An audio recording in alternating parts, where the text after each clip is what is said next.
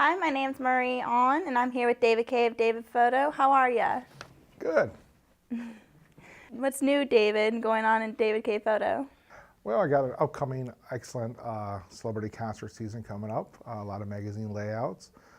Some of the bands on my schedule coming up are Pat Benatar, Gary Allen, some other stuff coming up, Europe, and some other bands, big bands coming up like that. That's pretty exciting. So what kind of work do you do? I mostly specialize in commercial photography along with rock and roll celebrity photography, doing everything from endorsement photos for like instrument companies or magazine layouts for them. Where are you located if you're going from all these different places? Well, I'm centrally located in Cleveland, but I have done shoots in Las Vegas, LA, Chicago, Mexico, places like that. Basically, anybody will give me a dime to go somewhere, I'll do it. Bet Mexico is fun, though. It is much warmer than it is here. It's cold. Yeah. Ohio sucks. It can be a little, trepidatious in the winter. Yeah. So what kind of work do you do? Mostly the commercial photography with rock stars, models, and things like that. Once in a while, I'll do some family stuff, but it's rare. It's not my forte, but I am very accomplished at it. Okay, so like seeing your pictures. Correct. I apprenticed in that field, so I have the background in that. I apprenticed in that and underneath the Estee Lauder's photographer. So I learned a lot about the commercial aspect of the makeup industry and the whole fashion industry. That's pretty cool. So how do you factor your rates? How does that come into play? Well, my base rate is about $200 an hour, and it all depends on how long that particular job takes on an average. So since I work fast, I try to keep everything between 2 and 3 hours usually. But I have done some shoots that have lasted a few days, and that's a nice check to take to the bank. Oh, I bet a little nice check. Mm-hmm. No Happy Meals for a little while with that one. Do you have any current specials going on? Well, springtime usually is my busy time. Everything starts to pick up, so I don't run too many during springtime, but during winter I always run a Christmas one because no one wants to spend money. So I always try to push during Christmas time. All right, well, I have to ask, where in life did you discover this passion for photography?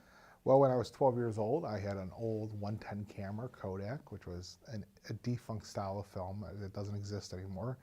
And I had a beautiful 12-year-old neighbor by the name of Jennifer, and I used to stalk and follow her around with my camera. And she was my very first model. Fast forward many years later, I actually did two several photo shoots with her.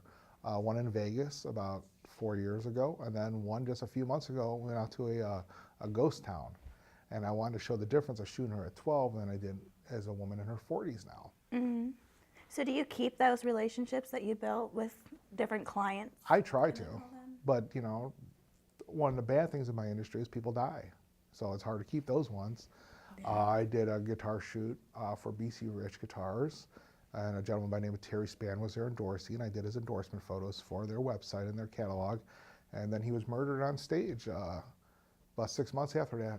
And so they ended up pulling the photos off their website and not using them, but it was very sad because he was a really nice guy and a phenomenal guitar player. Yeah. Well, I'm sorry to hear that. It happens. It's life. Life is death. Death is life, and we just try to have some fun in between that time. Don't we all? So what interesting clients have you worked with before? If you could tell me your favorite one. I worked with several newspapers that sent me on some really interesting jobs, like photographing Bill Clinton was probably one of my favorite jobs I've ever had in my life. What made it so?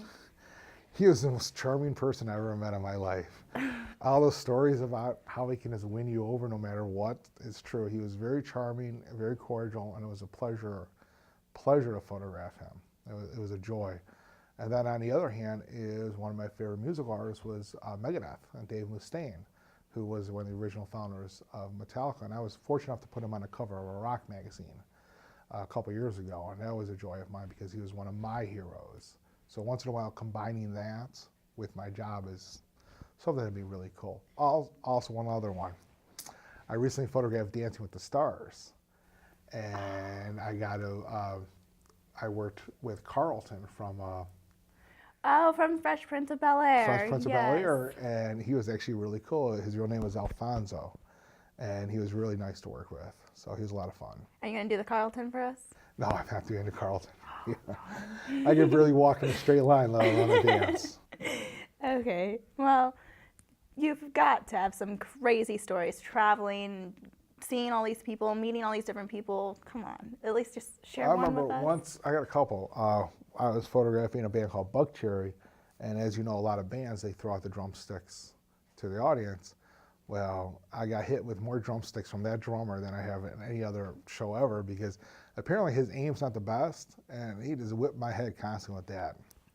Did you at least get him to sign the bump on your head? No, they signed a bump on my head. Also, one thing, I was going to a remote location in Mexico, and I found out that almost every federal prison in Mexico has a strip club next door to it, in the middle of the jungle. And I'm like, wow, that's odd. Random. Yeah, Very random. you know, it's like a federal prison, strip club, jungle. That's it. What is your dream within your passion? Well, one of my dreams is to go for a Pulitzer. And to do a Pulitzer, you have to be around a natural disaster, human suffering, or war. And I've always wanted that. I tried to get embedded with some of the servicemen when the war started overseas. But the flip side to that is almost everyone that's ever won a Pulitzer has either ended in a mental institution or killed themselves. So about 80% of that has happened because they were traumatized so much from what they had experienced in getting that Pulitzer. So do you want one, or do you don't want to end up crazy or kill yourself? So it's a flip side to that story. Right. Could you just clarify what a Pulitzer is? A Pulitzer in the arts is the highest award anybody can get.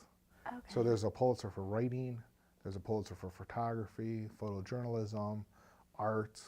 It is, if you get a Pulitzer, you can write your own check. You could tell someone it's $1,000 a minute for you to photograph them, and you'll get people to say, absolutely. You tell them it's $1 million for you to do a photo shoot with them, and they would have you do it. To get a Pulitzer, there is nothing, it's like the Oscars in the arts. There is nothing above it. If you could look back and send a message back to yourself years before this time, what would a piece of advice be? Oh, that one is easy for me. I've never been one to accept change. I sort of get stuck in my ways because I still believe in film and I still believe in this. And I would tell myself to learn to embrace technology more, embrace change. Go with the flow. Yes, pay homage to what's already out there and learn that, but don't be afraid of embracing change and technology, because it will leave you in the dust. It will leave you trying to prove yourself over and over again.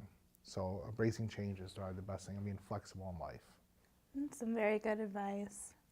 Well, thank you very much. Well, David, it was a pleasure having you. Thank you for talking with me. It was an absolute pleasure to work with you, too. Thank you very much. Thank you.